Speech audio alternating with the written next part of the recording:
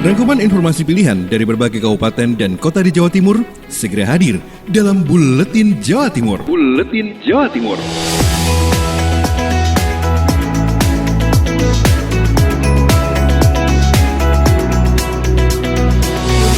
Sahabat, berjumpa lagi bersama saya Lydia Murniati dalam Buletin Jawa Timur untuk edisi hari ini.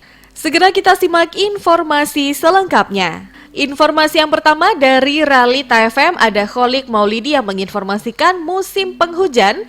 BPBD Pamekasan waspadai potensi bencana banjir, angin kencang, dan longsor. Peralihan musim kemarau ke musim penghujan di penghujung tahun 2020 perlu diwaspadai dan diantisipasi terhadap potensi terjadinya bencana, yakni banjir, longsor, dan angin kencang di beberapa kecamatan dan wilayah di Kabupaten Pamekasan. Akmalul Firdaus, Kepala Pelaksana Badan Penanggulangan Bencana Daerah atau BPBD Kabupaten Pamekasan, kepada Realita FM mengatakan pihaknya telah menyiapkan tanggap darurat bencana bila nantinya terjadi bencana, mulai dari peralatan hingga kebutuhan kebencanaan lainnya. Menurut Firdaus, ada 3 wilayah titik lokasi yang berpotensi terjadi bencana alam di musim penghujan, yakni wilayah selatan meliputi kota berpotensi terjadi banjir, genangan air, kemudian angin kencang. Sedangkan wilayah tengah dan utara berpotensi terjadi angin kencang dan longsor. Dan pada masa transisi ini yang memasuki musim penghujan, tentunya ada beberapa wilayah kecamatan yang berpotensi terhadap ancaman bencana alam meliputi banjir, ya luapan air lah atau genangan air di beberapa tempat itu, kemudian longsor, angin kencang yang juga berdampak terhadap kerusakan rumah di beberapa wilayah itu sudah kami antisipasi semuanya itu. Firdaus berharap potensi bencana di musim penghujan tahun ini bisa dihindari semaksimal mungkin guna mengurangi adanya dampak maupun risiko bencana alam bagi masyarakat Pamekasan secara umum. Kholik Maulidi, Realita FM Pamekasan. Memperingati Hari Pohon Sedunia, Bupati bersama pecinta alam tanam ribuan bibit pohon. Selengkapnya bersama Bobi Wijayanto, Suara Lumajang. Guna memperingati Hari Pohon Sedunia tahun 2020, Thoriqul Haq Bupati Lumajang bersama para pecinta alam melaksanakan penanaman bibit pohon di kawasan pesisir Pantai Watu Pecak, Kecamatan Pasirian, hari Minggu kemarin. Dalam kesempatan tersebut, Bupati Lumajang mengapresiasi kegiatan penanaman bibit pohon tersebut. Hal itu penting dilakukan karena dapat mengurangi dampak abrasi air laut dan kerusakan lingkungan, serta melindungi habitat di sekitar pesisir pantai. Selanjutnya, Bupati menegaskan bahwa ia berkewajiban untuk mengambil langkah yang memiliki tujuan utama, yakni pelestarian lingkungan. Menurutnya, hal itu sangat berpengaruh terhadap keselamatan jiwa dan utamanya, yakni kelestarian lingkungan. Pemerintah Kabupaten Lumajang berkeinginan untuk mengembalikan fungsi lingkungan yang ada di pesisir selatan Kabupaten Lumajang untuk dijadikan sebagai tempat konservasi lingkungan. Sehingga kedepannya pemanfaatan pesisir pantai selatan harus dalam rangka konservasi alam dan lingkungan. Bobi Wijayanto, Suara Lumajang FM, mengabarkan. Informasi dari Persada FM jelang Natal dan Tahun Baru, Tim Koordinasi Pengawasan dan Pembinaan Makanan dan Obat Kabupaten Blitar lakukan sidak makanan dan minuman. Selengkapnya bersama Ninda Alivia. Tim Koordinasi Pengawasan dan Pembinaan Makanan dan Obat atau TKP 2MO Kabupaten Blitar melakukan sidak makanan dan minuman selama 3 hari pada Minggu kemarin. Sidak makanan minuman dilakukan pada jelang Natal dan Tahun Baru. Dalam sidak dibagi menjadi 4 tim dengan melibatkan Dinas Kesehatan, Disperindak, Dinas Pertanian dan Pangan, Polres Kabupaten Kota, BNN dan YLKI. Kasih Kefarmasian Dinas Kesehatan Kabupaten Blitar Ragawanti Dewi mengatakan, sidak makanan minuman itu rutin dilakukan setiap tahun. Sasarannya juga masih sama, yaitu toko, swalayan sampai dengan warung kelontong. Sedangkan yang disidak yaitu terkait makanan minuman yang kadaluarsa, izinnya tidak ada dan kondisi kemasan. Hasil sidak di beberapa wilayah ditemukan makanan minuman yang kadaluarsa, kemasannya rusak hingga penempatan yang tidak sesuai, seperti bahan makanan dicampur dengan kosmetik dan obat. Selain itu juga ada makanan belum berizin yang ditemukan. Tidak makin kali ini seperti tahun-tahun sebelumnya, kegiatan rutin yang kami laksanakan itu menjelang Natal dan Tahun Baru. Ragawanti menambahkan tim TKP 2MO tidak menyita barang temuan namun hanya membina, yaitu membuat berita acara perjanjian dengan pelaku usaha yang isinya kesanggupan tidak mengulangi kesalahan yang sama. Ninda Alivia, Radio Persada FM Blitar. PJ Bupati terima 1.500 pot bunga dari CSR untuk perindah Paseban Alun-Alun Sidoarjo. Selengkapnya bersama Billy Patopoy, Suara Sidoarjo. Sahabat, program Jogo Taman dan Jumat Berkah kembali berlanjut. Kali ini giliran Paseban Alun-Alun Kabupaten Sidoarjo yang dibersihkan dan diberi tanaman hias di sepanjang trotoarnya. Hudiono PJ Bupati Sidoarjo kembali turun membantu dan mengarahkan petugas kebersihan untuk membersihkan Paseban dan menghiasnya dengan tanaman pada Minggu 22 November. Di sela-sela kegiatan, PJ Bupati menyampaikan program Jumat Berkah ternyata memberikan dampak terhadap kesadaran masyarakat. Salah satunya tanaman hias yang merupakan sumbangan dari CSR sejumlah 1.500 pot. Ini juga dampak dari Jumat Berkah. Ternyata ada orang yang nyumbang bunga ini. Ya, nyumbang nanti sementara kalau bisa nyumbang berupa barang. Ini salah satu dampak Jumat Berkah biasa. Sementara itu, Rohyadi Hafiludin, Kabid Pertamanan dan Penerangan Jalan Umum, Dinas Kebersihan dan Lingkungan Hidup Kabupaten Sidoarjo yang hadir mendampingi PJ Bupati juga menambahkan, tanaman hias untuk trotoar sejumlah 1.500 pot ini merupakan sumbangan dari BPR Delta Arta. Nah, dengan kondisi yang seperti ini, ternyata ada pihak yang mau memberikan kontribusinya untuk menata lingkungan di Kabupaten Sidoarjo, terutama di area-area publik seperti Jalan Pendopo ini. Demikian saya Billy Patopoy, Suara Sidoarjo. Arya Gustias dari Pradya Suara Tuban menginformasikan 3 kafilah Tuban wakili Jawa Timur di MTQ Nasional berhasil sabet juara. 3 kafilah Tuban, Rafiatul Muna, Dila Nuraini, dan Talita Syahdaraniah yang mewakili Jawa Timur di ajang Musabaqah Tilawatil Quran MTQ Nasional ke-28 tahun 2020 di Padang, Sumatera Barat berhasil tampil memukau. Ketiganya berhasil mengharumkan nama Jawa Timur di mana Rafiatul Muna berhasil menyabet juara terbaik pertama dalam cabang Qori'ah dewasa, serta Dila Nuraini dan Talita Syahdaraniah berhasil menyabet juara terbaik ketiga pada cabang Syahril Quran atau MSQ beregu putri. Kepala Bagian Kesejahteraan Rakyat Kesra Seda Tuban Eko Julianto mengatakan, penutupan secara resmi MTQ Nasional ke-28 diselenggarakan Jumat 20 November malam langsung oleh Wakil Presiden Kiai Haji Ma'ruf Amin. Alhamdulillah Jawa Timur menempati urutan ketiga dengan raihan poin 51.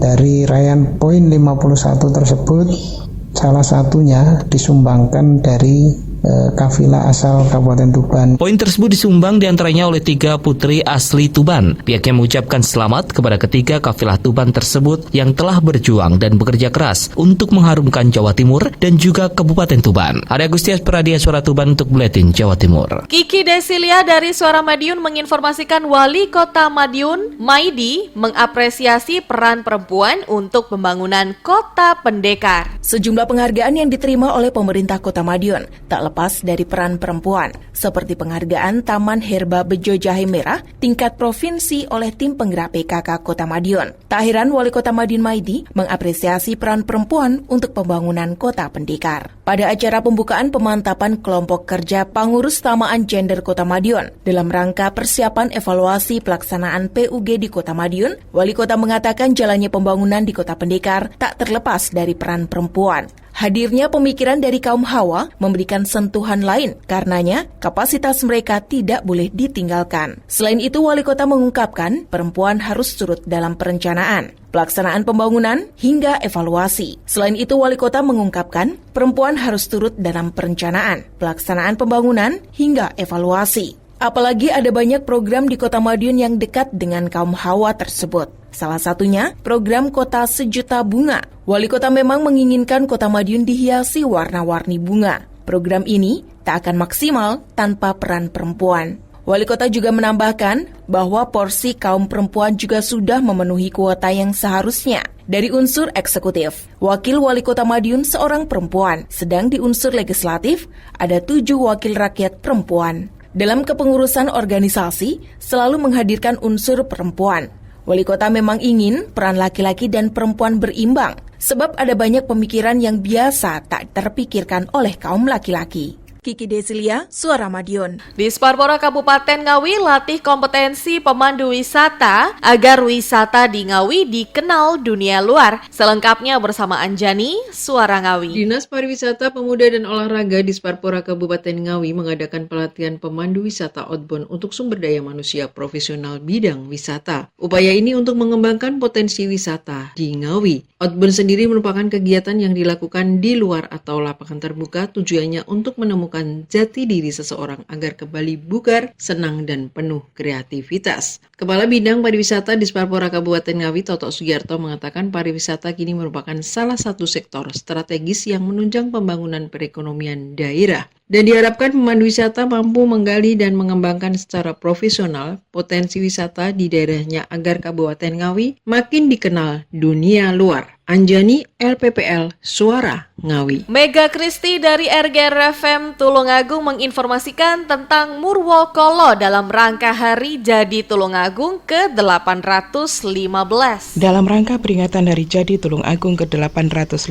tahun 2020, pemerintah Kabupaten Tulungagung melaksanakan kegiatan Murwokolo atau ruatan yang dilaksanakan di Pendopo Kongkas Arum Kusumaning Bongso. Kegiatan ini dilaksanakan dengan pagelaran wayang kulit oleh Ki Dalang Marjuki dari Desa Samar, Kecamatan Pagerwojo, dengan tokoh utama dalam ruatan ini adalah Bathara Kala. Murwokolo atau ruatan yang mempunyai arti yaitu membersihkan diri bagi manusia atas noda atau kotoran yang ada dalam manusia. Kriteria orang yang harus diruat termasuk sial, sebel, dan orang yang berbuat kotor. Dengan dilaksanakannya Murwokolo, diharapkan Kabupaten Tulungagung dijauhkan dari bencana dan menuju ayam tentrem Mulyo Lantinoto. Hadir dalam acara tersebut Bupati Tulungagung Dr. Andes Marioto Biro MM, Sekretaris Daerah Dr. Andes Sukaji MSI, dan Kepala OPD lingkup pemerintah Kabupaten Tulungagung, serta dilaksanakan dengan protokol kesehatan. Saya Mega Kristi, 90,1 RGR FM Tulungagung. Festival Keroncong Virtual, wadah seniman salurkan bakat selengkapnya bersama Vivi Agustiani, Suara Kota Probolinggo. Sabtu malam kemarin digelar Festival Keroncong Virtual 2020 dari Ruang Puri Manggala Bakti, Kantor Wali Kota Probolinggo.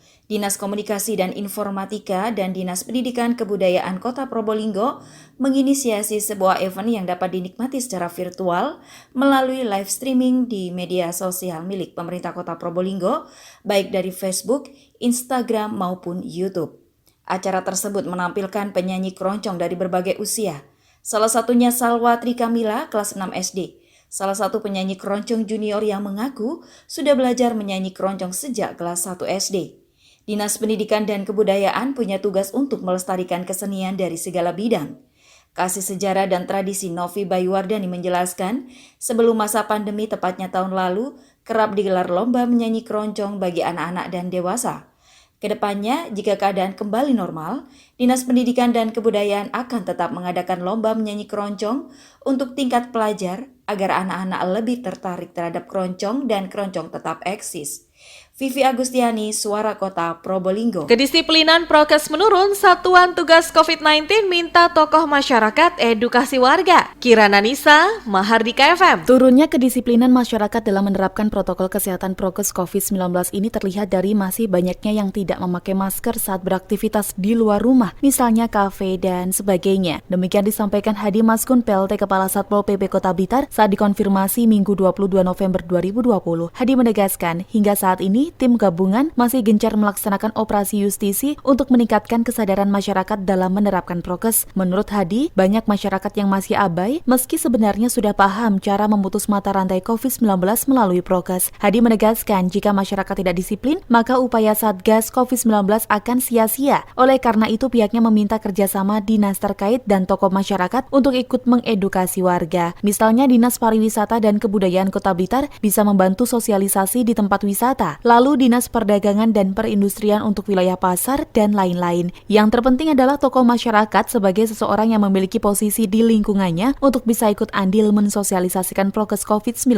Sementara itu, Sobat, hingga kini Satgas COVID-19 telah menindak sebanyak 3.139 pelanggar prokes dengan sanksi teguran lisan, penyitaan sementara KTP, hingga sanksi tindak pidana ringan tipiring. Kirana Nisa, Mahardika FM. Agustin Merdekawati, Ersal Nganjuk menginformasikan siapkan luring SD dan SMP diterapkan awal tahun, kaji sarana protokol kesehatan. Pembelajaran jarak jauh di Kota Angin segera berakhir. Di bulan Januari tahun 2021, semua jenjang sekolah mendapat lampu hijau untuk pembelajaran tatap muka atau pembelajaran luar jaringan atau luring. Meski demikian, Dinas Pendidikan menegaskan tentang penerapan protokol kesehatan yang ketat. PLT Kepala Distrik Nganjuk Samsul Huda mengatakan, pastian waktu pelaksanaan pembelajaran tatap muka masih menunggu kebijakan dari Pemkab Nganjuk. Meski demikian, optimis pembelajaran tatap muka muka tetap dilaksanakan di awal semester kedua. Dan yang telah dikaji adalah sarana prasarana pendukung seperti kewajiban sekolah menyediakan tempat cuci tangan bagi siswa, dan Samsul menegaskan semua sarana prasarana pendukung protokol kesehatan atau prokes harus ada di semua sekolah, mulai sabun cuci tangan, alat pengukur suhu tubuh, hingga pengaturan jarak tiap bangku di kelas. Saat pembelajaran tatap muka, siswa harus dicek suhu tubuhnya, keselamatan siswa tetap menjadi perhatian utama. Dan juga mengingatkan tentang pengaturan jarak tempat duduk di kelas, Samsul meminta pembelajaran harus dibagi dua, sehingga sekolah bisa mengatur jarak bangku dengan leluasa. Dari Agustin Merdekawati, Suara Anjuk Ladang Anjuk. Dan informasi yang terakhir dari Akbar Wiyana, Belambangan FM Banyuwangi,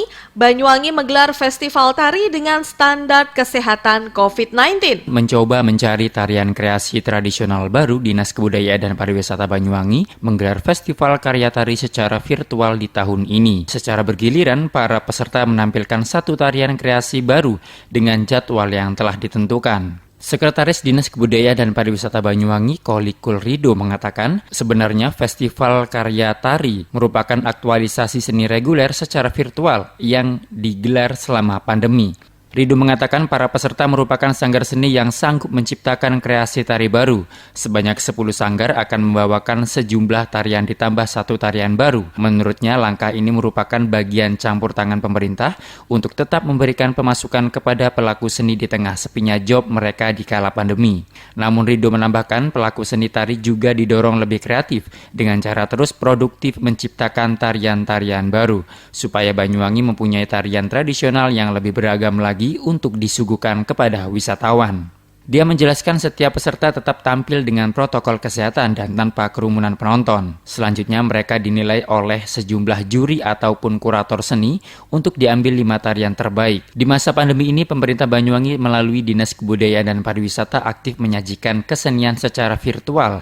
Selain festival karya tari, terdapat juga Banyuwangi Performance Art yang menghadirkan tarian dan janger. Banyuwangi Weekend juga dihelat dengan menampilkan kesenian tarian di sejumlah hotel setiap akhir pekan. Akbar Wiyana melaporkan. Demikian Buletin Jawa Timur untuk edisi hari ini. Nantikan Buletin Jawa Timur edisi selanjutnya.